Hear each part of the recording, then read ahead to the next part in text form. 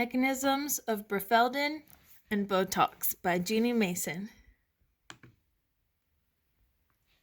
Anterograde transport is discontinuous coded structures moving from peripheral sites in the ER towards the central Golgi.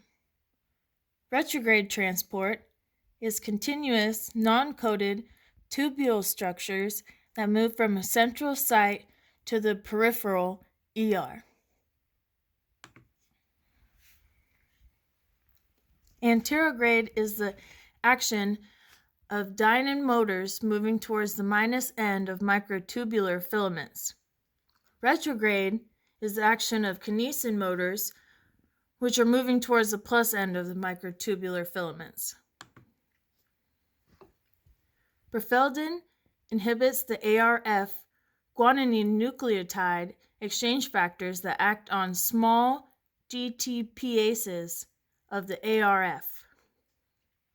It acts as an inhibitor preventing GDP to GTP exchange. This reduces the activation of ARF.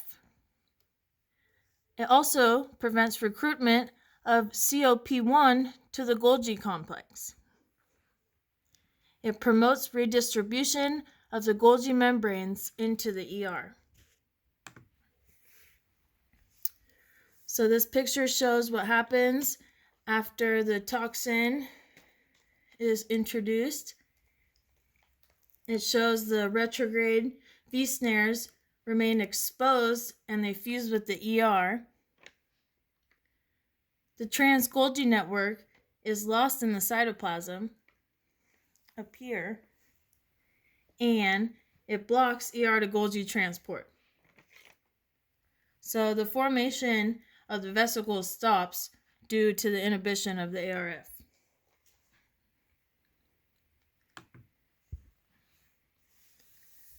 So the relationship between Brefeldin A and the proteins. KDL receptor is a 7-transmembrane domain protein which functions to transport chaperones from the Golgi complex to the endoplasmic reticulum. Brefeldin causes rapid dissociation of the COP1 protein that coats from the Golgi membranes. This will cause tubulation and merging of the Golgi membranes with those of the ER, as shown in the figure on the last slide. Brefeldin causes tubulation of early endosomes and causes a redistribution of the trans-Golgi network and the endosomes. Brefeldin does not block endocytosis or prevent toxins from reaching the trans-Golgi network. The toxins exploit an ER retrieval system.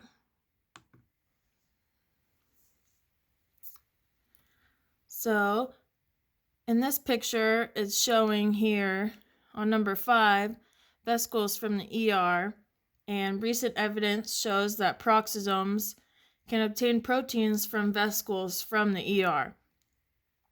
The way they found this out was by running experiments that involved Brefeldin A, which prevented those vesicles over here forming in the ER.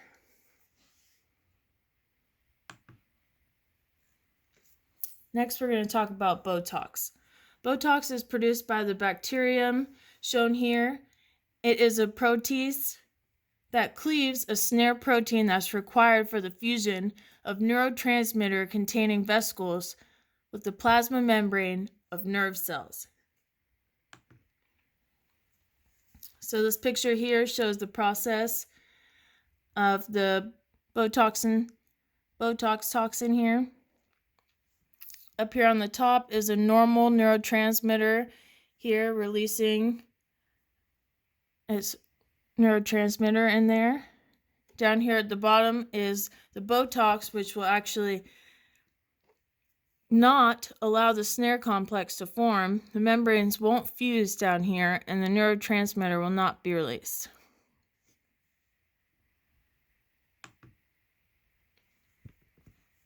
So the neurotoxin targets the nervous system and interferes with the signaling process for muscle contraction, which can cause paralysis.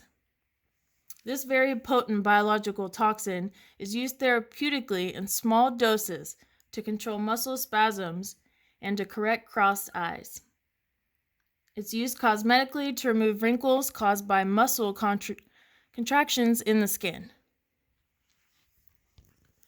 The toxin reduces muscle contraction and causes the muscles to become less stiff.